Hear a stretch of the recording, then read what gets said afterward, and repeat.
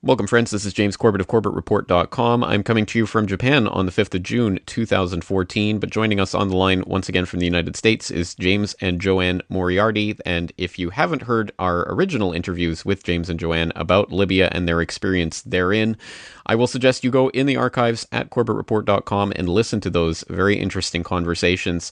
Today we're going to be talking about some comments that the U.S. ambassador to Libya, Deborah Jones, recently made at the Stimson Center in a video that I will link up in the show notes for this interview. But let's bring them up online. James and JoAnne, thank you once again for joining us on the program. James, thank you so much for having us. Thank you so much, James. You've got a great audience. We've had tremendous support from your folks. And the thing that's happened recently is I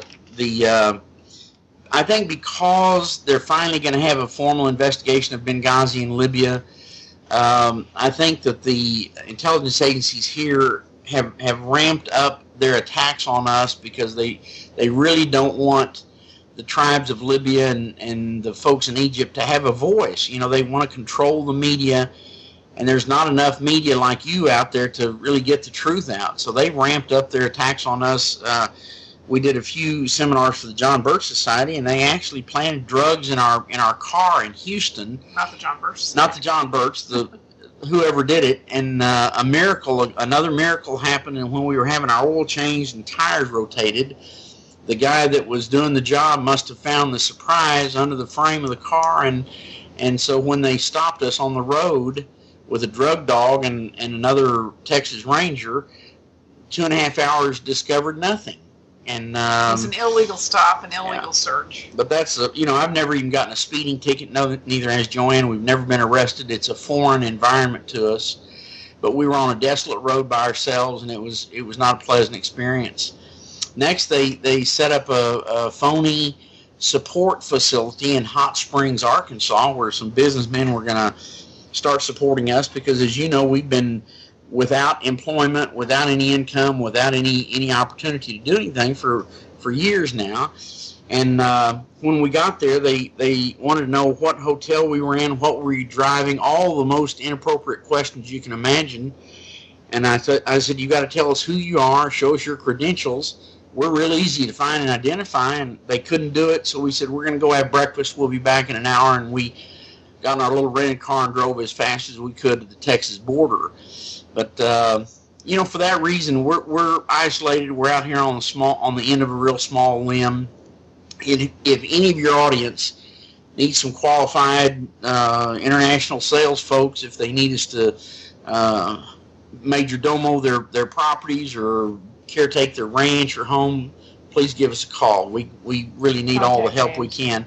Contact you, and you in turn can contact us. But let's get to Libya, because the thing that's happened is they have ramped up all the activities in Libya because the tribes, of course, are trying to take their country back.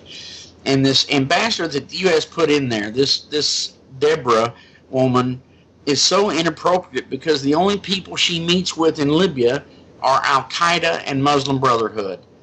And she goes to Misrata regularly, where that really was the head of the snake for the false uprising. She's talking about putting a consulate in Misrata. In the meantime, the tribes have refused to meet with her as long as she's being photographed holding hands with known terrorists, murderers, psychopaths. And when she came back to the United States just recently, after her embassy had been attacked twice by the rabid dogs that are now biting the hand that feeds it, she made some very, very inappropriate comments in Washington, D.C. Yep. Hi, James. This is JoAnne. Deborah Jones said some things that would be offensive to any country. One of the things she said was that the Libyans themselves don't have the ability to have any big government, that they did not have a government before 2011, before the false revolution. This is an absolute lie. They had a very strong government, but she didn't even mention that. She said they're really a primitive culture. They really can't do certain things. They can only complete small tasks. Small tasks. That's what she said. She absolutely is so incorrect and so wrong about the Libyan people that it's a shame that she has any say or is even over there. The Libyan tribal leaders responded to her talk, and they wrote a very nice 2.5-page response to who she was and what they think of her. It's posted on our website at LibyanWarTheTruth.com, and actually the Russian news media has picked that up and put pieces of it in many articles now, because the tribes have not had a voice, and they are the people who run Libya. They also have had, in the last week, they had a formal meeting of all the tribes, and these tribes represent 98% of all the Libyans worldwide. So it was a tribal convention, and in that, they voted on 15 points about how they want to move forward with their country. They published those 15 points. And they continued the meeting, and they formed a military council, and they've been approached by several different governments near and around Libya and in Europe, because it's such an unstable environment there that it's a danger to the entire North African region. It's a danger to Europe, and the fact that the United States is still aiding and abetting Al-Qaeda and Muslim Brotherhood with arms and money and weapons and training is just unconscionable. We talk about it, but we have trouble believing it ourselves. But for sure, something has to be done, because the fact that we know that yesterday 3 plane loads of weapons, several containers of weapons, were flown into Matiga Airport, which is the Muslim Brotherhood and Al-Qaeda airport. It's northeast of Tripoli. It's the old U.S. military air base. They receive every day flights of weapons and more personnel and more training equipment and things like that. And then you got this General Haftar, who is a CIA. He works for the military division of the CIA, and he's over there under the auspices of killing Muslim Brotherhood and Al-Qaeda to clean the country up, because it's such a mess. And the countries around the world have cautioned the United States that they had better clean that mess up that they made in the first place, or else. So you've got Haftar, supported by the U.S. through Saudi Arabia and the UAE and Turkey and Qatar. He's attacking the Muslim Brotherhood on one side, and then on the other side, the United States is flying in weapons and arms and training on the other side. Well, the United States is flying them in via Turkey and Qatar. They would deny they're doing it, but they absolutely are. As you can see, what happened recently with Obama, bringing that Bergdahl guy home, who was supposedly a prisoner of war, and turns out he's not only a deserter, but he's a radical Islamist, and so is his father, and released 5 radical Islamist terrorists from Guantanamo illegally. I mean, this is what is happening now, and people need to really understand. And what's happening too is that people like the Egyptian president now, General Assisi, and the Egyptian people who hate radical Islamists, and now newly elected Syrian president again for the 3rd term by 88% of the people's Bashar Assad in Syria, they are all stepping forward to help Libya clean the mess in there. And the reason is that the mess is bleeding into their countries. They have no national security.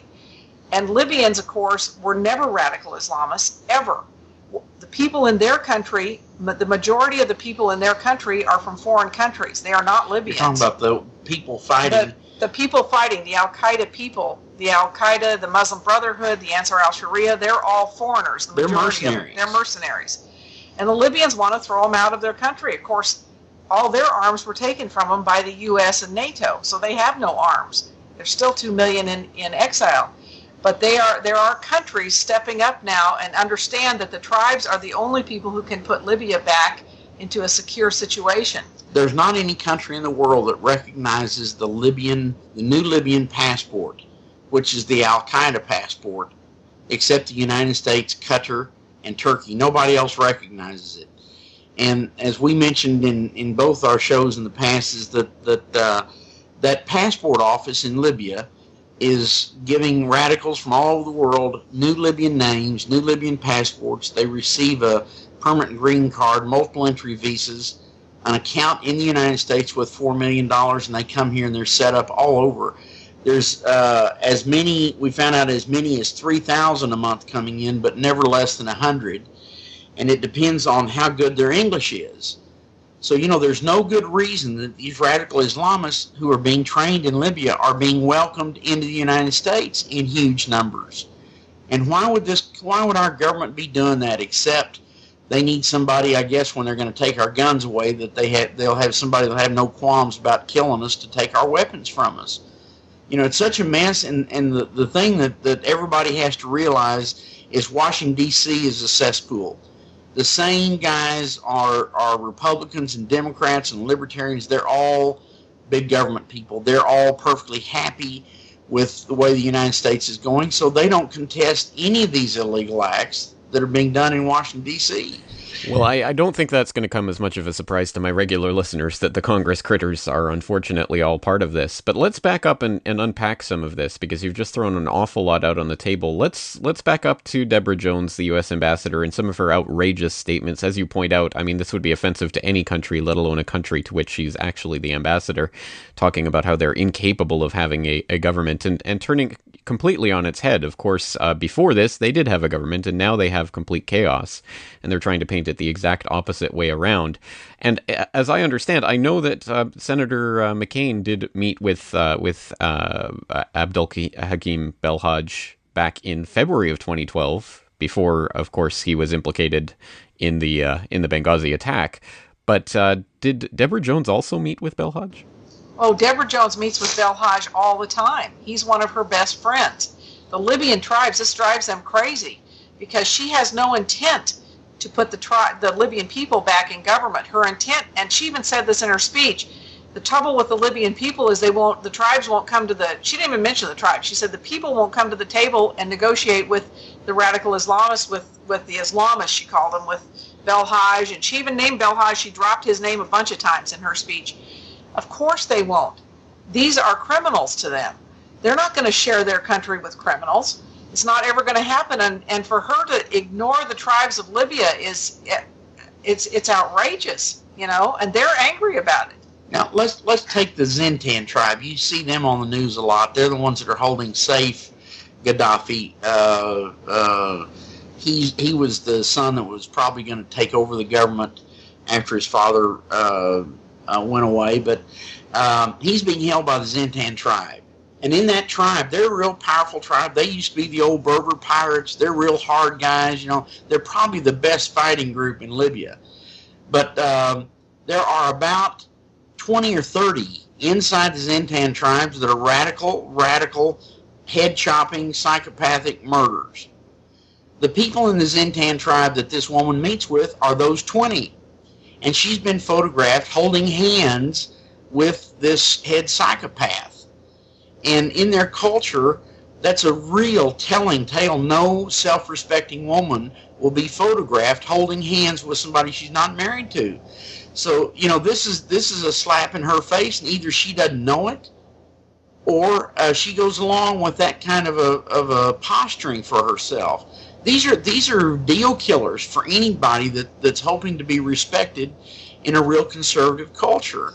And when she's photographed with these people, and then she goes out and touts how the Libyan people, the 5 million real Libyans that are left alive, are going to have to join hands with these radicals, and they said, not ever. We'll lose our last drop of blood before we do that. Not only that, she refers to the Libyans that are in exile now as they're just people living in Egypt because that's what they choose to do. They're close to Egyptian and Tunisian, so they live there. They elect to live in Egypt. They elect to live. These people are all in exile. They can't come back, and she has seen blood in the streets. She herself. She's not there anymore. All the embassies have been pulled out because Libya is so unstable now that they can't have any embassies of any kind there. But for her to meet with Al Qaeda at every turn, every time I speak to the tribes, they say, "You're Deborah Jones." They call her Deborah. Your Deborah Jones is meeting with Abdul Hakim today, Belhaj. She's meeting with Wahab Gaib. He's another leader that's al-Libi's brother, who was bin Laden's right-hand man. they asked her if she knew Haftar, and she said, "Oh, I don't know him." Well, he's the guy that when his first military attack on Al Qaeda failed last February, he was flown into her building and protected by the U.S. in a U.S. helicopter and stayed there for several months. There was an Apache helicopter ready to take him out of Libya at any time he was staying in the U.S. Embassy in February. So as your audience knows, there's not a word of truth that comes out of Washington, D.C. Not a word. And with this proliferation of radical Islamists flowing into the United States, we all have got to do something to protect ourselves. You know, this has to stop. The Republicans and the Libertarians won't do it. Somebody has to do it. Certainly that's the case, but again, it is so much a question of what kind of information we're getting, and as you say, so few people are getting the truth about Libya right now, and I think, unfortunately, you're right. I mean, there is this new investigation opening into Benghazi, but I, for one, do not hold out much hope that it's going to go into what really happened in Benghazi. What can you tell us about this new investigation and what they're actually looking into? We can tell you quite a bit. We were contacted. The John Birch Society is trying to put us together with Trey Gowdy. He's the man in charge of the investigation, and he's a bulldog. I have hope that he will do something. He's an ex-prosecutor, and he absolutely has the bit in his teeth. However, it's difficult to get to him, and so the John Birch Society has some people in their organization that are going to try. In the meantime, there's a man that has another radio show over here that put us in touch with a lady named Claire Lopez. Claire Lopez is on the Citizens Investigative Committee for Benghazi, but Claire Lopez is a CIA asset. According to her, she's now retired. I don't believe that because I don't think any CIA person ever retires. We were on the phone with her 2 hours, and when she was telling us how the CIA had no involvement, any training or anything in Libya, that's just ridiculous. When she said that no reporters in Libya could possibly have been CIA agents because that's against the law, that's a known fact, and that's ridiculous. When she claims to know that, she says the only house across the street from that mansion that was blown up was under construction, and how could we have a witness that was right there? Well, there are really several houses. But, you know, the sad fact is that Citizens Committee is going to be feeding the bulk of the information to the investigation. She's the gatekeeper for the information. I find it very interesting that she's CIA. Now, she's going after the Obama administration. She said her whole goal is to prove that Obama was funding Al-Qaeda, that Al-Qaeda was who was actually fighting against the Gaddafi government for NATO, that they were all mercenaries. And I said, well, I have a lot of proof of that. That's easy. We were captured by them. And she was very, very pushy on that point. She wanted to know, how did I know they were Al-Qaeda? And I said, well, they had long beards. They were chopping people's heads off. They were saying Allah Akbar. If they weren't Al-Qaeda, they were Muslim Brotherhood, or they were Ansar al-Sharia. They were radical Islamists. And she went on. She had a lot of questions for us, but every time we turned a corner, I was trying to explain to her the mess that was going on in Libya while we were there and how horrible it was, how these mercenaries, I said, the chopping off of heads, the raping of women, the killing of family after family. And she said, well, what do you expect with Libya? It's a primitive culture. You expect that of those people. You know, I said those weren't Libyans doing that. Those were the mercenaries in there. I said, you know, Libya was a very nice place before this. I said, you know, Gaddafi gave his people, shared the oil money with them. They had good education free. They had hospital free. They were given $45,000 per couple when they got married. And she said, well, I know. She said, those guys who run those oil countries are ruining their people. You can't have a good country without people paying tax because they're not invested in the government. People have to pay tax. And I said, well, that's not true for Libya because of the Libyan tribes. If a person's in a tribe, they have the right to go to their tribal leader, who goes to his leader, who goes to the top of the government. They have an absolute clear democracy through the tribes. She said, oh, yeah, that's right, the tribes.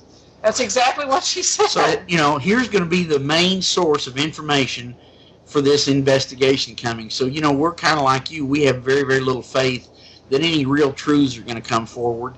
They have yet to talk to any Libyan about what went on there, other than Libyans that are under the payroll of the United States. They have yet to talk to any independent in Benghazi or Derna or any of those other places. They've not contacted any of the tribal leaders to get information.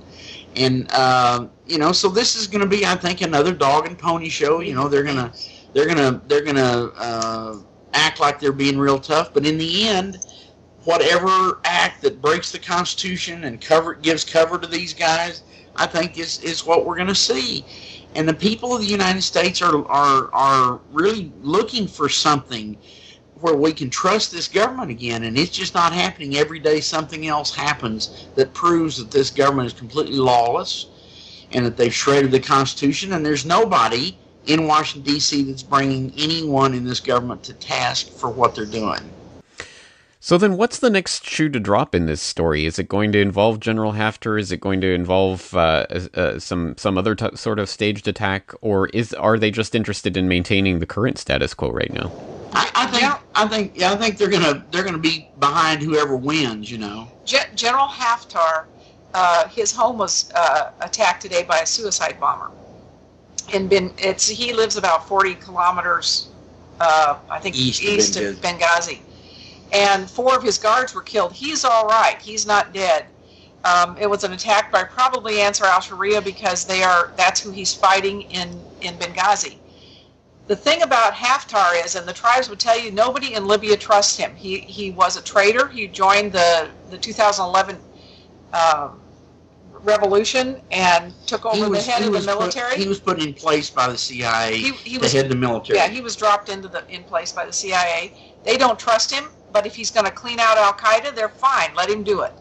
They're happy about that, and especially because he's going and soliciting help from the French, from Bernard Levy, from Saudi Arabia. He's getting some help from Egypt, simply because Egypt needs to clean out the mess, and they want him to do it. I don't know how much more help he's going to get, but he seems to think he's speaking in words like Gaddafi spoke. And he did an interview about 2 months ago where he refers to Gaddafi as an angel. And he said that the whole entire episode was a lie, and that in 1969 that people talked to it as a coup d'etat. He said it was not. It was a Libyan revolution. So either he is turning around his face to the other side, or he's being told what to say. I don't really know. The best part about him is he's killing Al-Qaeda. And he's killing radical Islamists. You also need to remember that Obama has declared Libya his greatest diplomatic success. And he said that he and his group are going to be using the Libyan model to take over countries that are outside the norm, which means one world order is going to affect a no-fly zone and then a revolution in every country they attempt to take over. And so Obama cannot afford to have Libya stay in the cesspool mess it is now. And he, of course, wants his brothers in the Muslim Brotherhood and Al-Qaeda to own that country. He's been doing everything he can. The way the United States is going to be let off the hook is that the money is coming from Saudi Arabia. The weapons are coming from Qatar, and Turkey. And so, there's a smoking gun, but there's not a direct link. Chris Stevens was that link from the United States to those weapons and to the money that has flown into Al-Qaeda and Muslim Brotherhood hands for Egypt, for Libya, for Tunisia, Syria, etc. But there's also proof that the U.S. was on the ground in Libya helping these people. We have videos of, I don't know if they're soldiers, I don't know if they're Blackwater, I don't know if they're CIA, but they're Americans leading these Al-Qaeda around, showing them how to shoot guns, showing them where to go to attack or do whatever they do. We have videos of those. This lady, this Claire Lopez, said this is Obama's Achilles heel, and I have said this all along. Libya is Obama's Achilles heel because the reality is that the U.S. has been supporting, funding, and arming radical Islamists in that country since 2011. And they absolutely took over that country illegally. So, this is something that the American people, I think, when they learn that their dollars have been going to fund people, radical Islamists who are chopping up people's heads and killing children and raping women and taking countries and destroying lives, I don't think there's anybody in this world that would want to support that. Okay, we are now being joined in this conversation live on the line from Libya by Warfallah tribal spokesman Faraj Muftah. Faraj, thank you once again for joining us on the program. Yes. Yes, can you tell us about Deborah Jones's latest statements and what the Libyan tribes think about them? Yes, since as you have to know that is Deborah Jones, she is a crazy lady, supported the Muslim Brotherhood, and she did not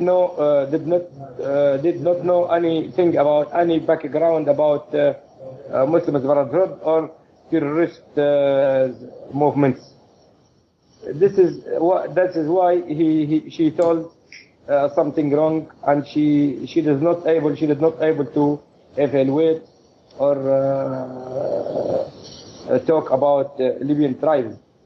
Since Libyan tribes is a good connection between, and this is a strong regulation. They have already a strong regulation, which makes good control for all the Libyan people. This is first step. Second, we don't need anyone to evaluate us or to explain us to the Libyan tribe how to work or how to return back their country and their land. This is the truth, and this is the way you have to know, and your people. And is there anything else you can tell us about what's happening on the ground in Libya right now? Yes, now since 2011, due to NATO and U.S. administration destroyed Libya as country and as people. There is no government, there is no any stability, there is no security, there is no any government establishments. And now the Libyan has been controlled by Al-Qaeda and terrorist groups, especially the dangerous guys like Khalid Sharif, Abdul Wahab Gaid, Abdul Hakim Bilhaj, supported by John McCain,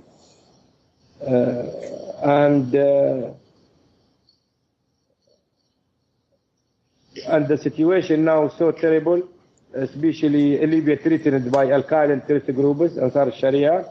Now in East Barat, in Benghazi, Al-Qaeda and Ansar al-Sharia threatened the people, threatened civilian people, killed civilian people, attacked homes, attacked and tried to kill any military, any Libyan armies and security people. And now the strong fighting between Libyan army and Ansar al-Sharia in Benghazi and around Benghazi, countrysides of Benghazi, Benghazi airport, Sidi Faraj, Sidi Khalifa, Hawari, Gawarsha, all the places called Al-Qaeda try to hide in themselves in all places around the city. And whereas the military try to attack Al-Qaeda and push them out, Al-Qaeda and Ansar al-Sharia try to threaten the people, civilian people inside the city. This is the big problem now. Especially today, they try to kill Mr. Haftar, and they try to put many, something like dynamite or something like this at the car, and try to push it quickly at where the Haftar is staying. They killed three persons have been killed today morning early, and Mr. Khalifa has been injured. But the situation now so terrible between Al-Qaeda and Libyan army, who led by Haftar in Benghazi. Muftah? And there is no support from tribes to Haftar. Muftah, who supports Al-Qaeda? Where do they get their weapons? They from Al-Qaeda and Al-Sharia has been provided by weapons and missiles from Qatar and Turkey from 3 days. 3 aeroplanes, cargo airplanes, has been landed in Maitiga base in Tripoli. This place controlled by Al-Qaeda and Ansar al-Sharia, which supported by Deborah Jones, John McCain, and Obama. This is the truth. You have to know. And they get 2 containers by ship, carried by ship. Someone told this is money, currency. Someone told this is weapons, you know. And still Qatar and Turkey provided them by weapons, Al-Qaeda and Ansar Sharia, and fighters. Last week, they carried, Turkey and Qatar carried many terroristic fighters from Syria to Benghazi and Tripoli, especially in Misrata, and then carried them again to south of Tarhuna, where there is the campus there, and they try to now to close many cities in Libya, like Ajilat, now blocked by Al-Qaeda and Ansar Sharia. Ben Walid has been blocked by around that city from Al-Qaeda and Ansar Sharia, Tarhuna as well, Zlitan as well, even Najdabiya and Benghazi, in the east part of Libya. This is the truth, and this is the current situation.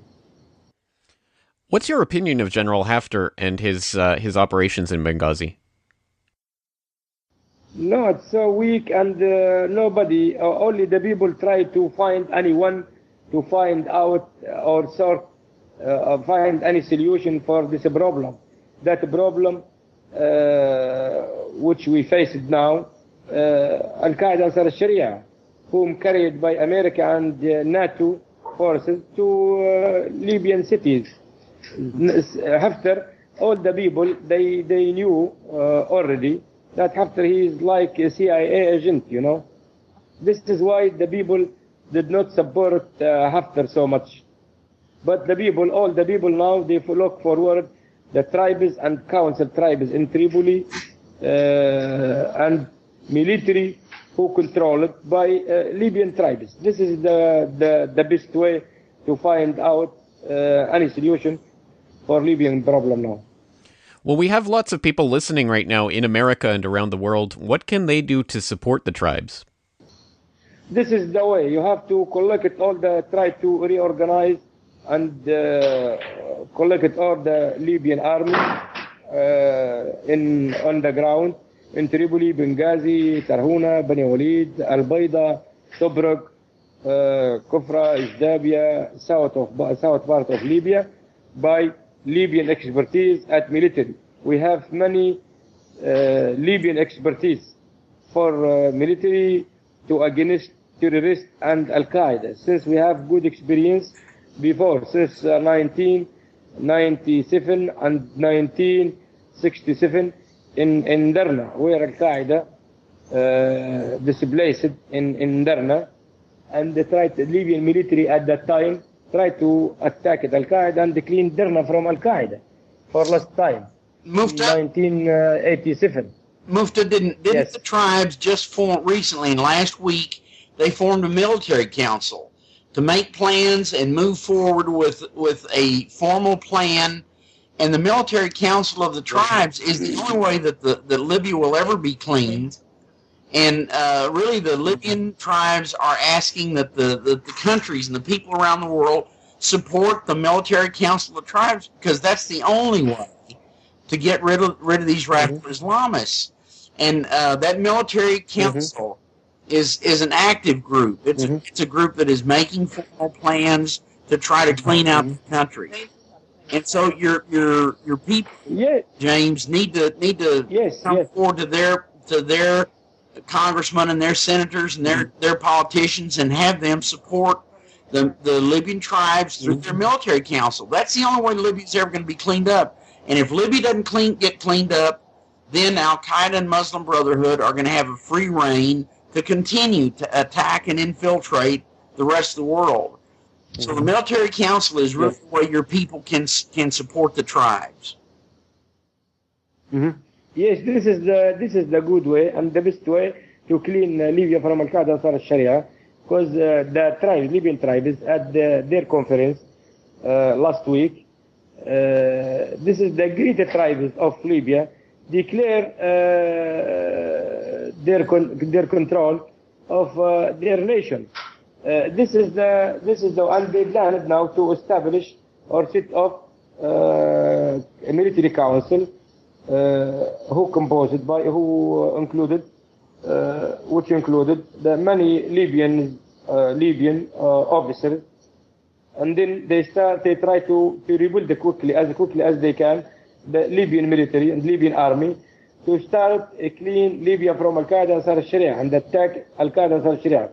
And the Libyan tribes supported their military council.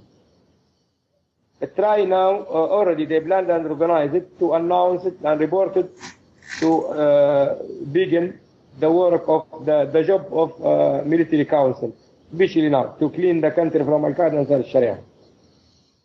And the world, we call and ask the world to support Libyan tribes, to provide Libyan tribes by many things, especially logistic support, to help them to go forward to clean the Libya country from Al-Qaeda and Ansar al-Sharia and terrorist groups.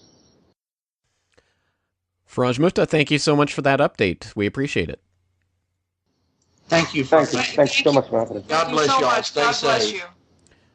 All right, James, JoAnne, thank you guys again for coming on the program. I do appreciate all of the information, and I unfortunately I'm not surprised at all by the story of your guys' harassment and what you're going through right now, because as far as I know, I only know of yourselves and Tosh Plumley and Lieutenant Colonel Anthony Schaefer talking about what really happened in Benghazi. So I understand that there's going to be forces that don't want you talking about it as Benghazi once again comes into the news headlines. So how can James, we're this is so foreign to us, and I'm telling you, it's a real scary situation for us to have our own government attacking us this way, and they're doing these underhanded things, and of course, by the time we realized we were blacklisted and being soft killed, we had already exhausted all of our resources, and so, The reason we're not dead is because they continue to monitor all our phone calls and our keystrokes. The only way they know about what the tribes are doing is from listening to our conversations and our keystrokes. We know that. So we're assets for them. But, the sad part is that the people of the United States are not represented by this government. And every time we do a seminar, people are shocked to hear the things that we say. But the truth is the truth. And, we will continue to move forward. As I said, we really need help and support from any good God-fearing person out there. We need to try to be protected somewhat. And, www.libyanwarthetruth.com is our website. www.libyanwarthetruth.com.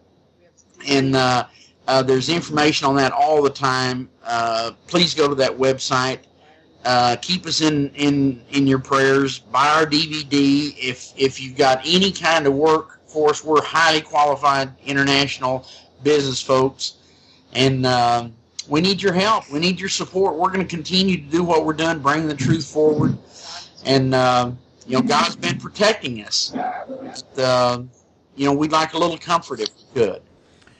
All right. Well, once again, people should be getting this information out as the first priority and doing what they can to help James and JoAnne. So, James, JoAnne Moriarty, thank you again for your time today. God bless you. Thank you so much, James.